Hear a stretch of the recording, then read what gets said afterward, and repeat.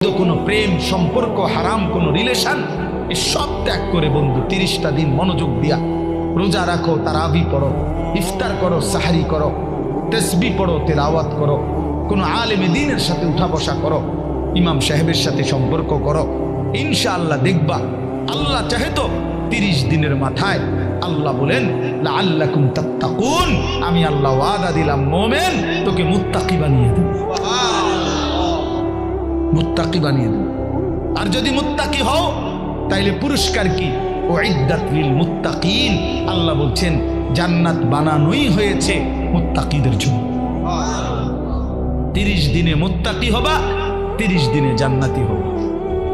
ইয়া আইয়ুহাল্লাযীনা আমানু, হে ঈমানওয়ালা, আল্লাহ বলেন জানো ঈমান তোমার পাসপোর্ট, আমি পাসপোর্ট নিলাম 30 দিন আগে। আর আল্লাহ ওয়াদা দিছেন রমজানের চাঁদ উঠলে